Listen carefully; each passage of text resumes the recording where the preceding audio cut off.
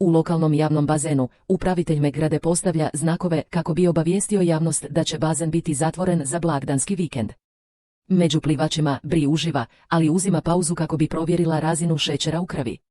Prije nego što se vrati u vodu, razmišlja treba li skinuti dijamantni prsten.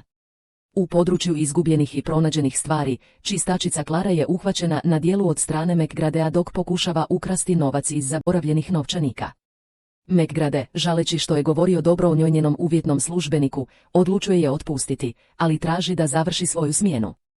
Na parkiralištu, Briana sestra Johna sjedi u autu, razmišljajući hoće li ući ili ne. Nakon puno premišljanja, stavlja telefon u pretinac za rukavice i pridružuje se Bri. Sestre se nisu mnogo družile otkad je Johna bila na rehabilitaciji, što Bri čini sretnom jer mogu ponovno zajedno plivati. U početku je Johna loše raspoložena zbog situacije kod kuće i djece koja treče oko bazena, ali Bri je uvjerava da se opusti i zabavi. Sestre uživaju u bazenu dok ih McGrade ne obavijesti da je vrijeme za izlazak, unatoč tome što bi bazen trebao biti otvoren do 7. McGrade objašnjava da zatvaraju ranije zbog blagdanskog vikenda i kaže Gianni da nauči čitati. Dok se suše, Bri shvaća da ne može pronaći prsten. Ignorirajući McGradivu žurbu, pretražuju za prstenom. Johna ga pronalazi zaglavljenog u metalnoj rešetki u bazenu, pa Bri roni da ga izvuče. Prsten je čvrsto zaglavljen, pa i Johna uskače da pomogne. McGrade, vjerujući da je prostor prazan, počinje zatvarati. Djevojke, još uvijek boreći se s prstenom, ne primjećuju da se fiberglasni poklopac polako zatvara preko bazena. Kad konačno izrone, već je prekasno, zarobljene su. U panici viču za pomoć, ali McGrade je već otišao. Johna počinje osjećati mučninu i paniči, misleći da ih je McGrade namjerno ostavio. Bri je smiruje i pokušavaju podići poklopac, ali ne uspijevaju. Bri provjerava brtve i rubove bazena tražeći slabe točke, ali ne pronalazi ništa osim para kupaćih gaća. Otkrivaju otvor za kondenzaciju, ali ni on se ne može otvoriti. Bri razbija plastični poklopac s otvora na zidu bazena kako bi stvorila improvizirani alat za piljenje fiberglasa. Dok Bri radi, Johna se žali i one se svađaju. Johna ne može podnijeti da je Bri krenula dalje dok je ona bila na rehabilitaciji, a Bri optužuje Jonu da je bacila prsten u bazen iz ljubomore. Bri roni i izvlači prsten dok se Johna slučajno poreže dok pije. David, Brian zaručnik, ostavlja poruku da će kasniti zbog poslovne večere.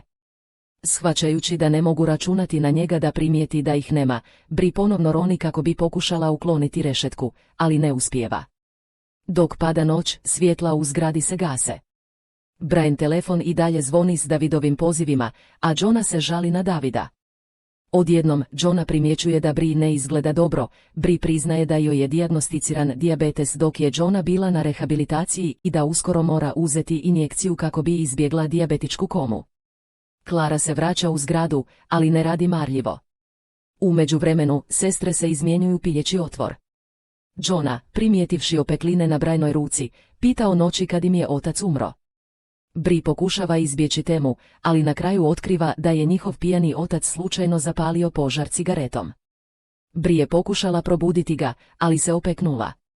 Klara, čuvši Brian telefon kako zvoni, prilazi da ga ukrade, ali čuje djevojke kako viču za pomoć.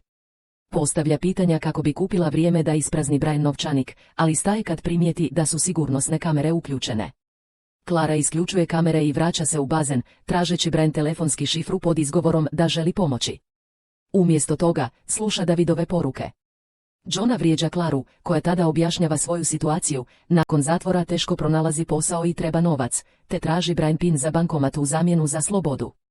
Sestre odbijaju, pa Klara isključuje svjetla i grijanje, prijeteći da će ih pustiti da se smrznu. Očajna, Bri daje Klari pin, koja odlazi s novčanikom, ali ne uključuje grijanje. Sestre se skupljaju radi topline dok Briano tijelo boli od hladnoće. Johna roni kako bi pokušala ukloniti rešetku, ali je previše uplašena. Bri zaspi, a Johna krivi sebe, osjećajući se beskorisno. Bri je uvjerava i Johna nastavlja piljenje, tvrdeći da je to jedino što je grije.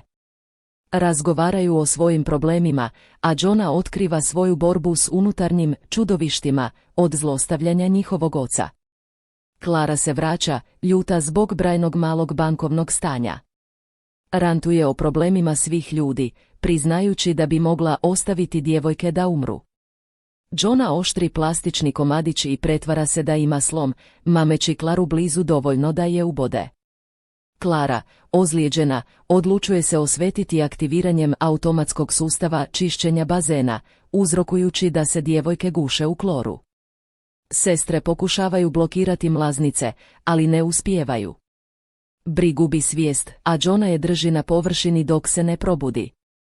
Govore Klari da ih ubija, što je napokon shvaća ozbiljnost situacije i isključuje sustav.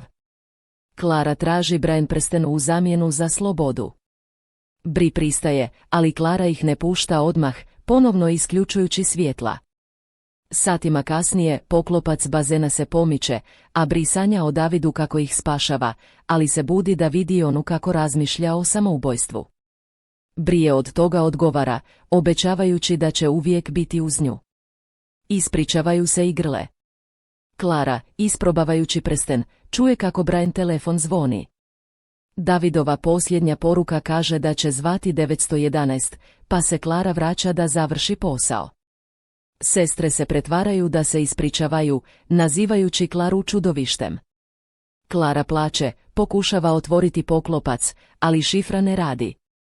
Odbija zvati policiju zbog straha od zatvora i ostavlja brajne stvari na klupama prije nego što ode.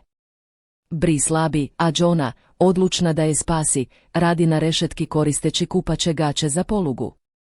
Uklanja rešetku i izvlači Bri, dajući joj inzulin u posljednjem trenutku. Klara se vraća, uperivši pištolj u njih, bojeći se da će zvati policiju. Jonina iskrena izjava o Bri kao jedinoj podršci uvjerava Klaru da vrati prsten i ode. Bri se budi na nosilima, pregledavaju je bolničari. Johna pokazuje Bri prsten, rekavši da su konačno ubile čudovište.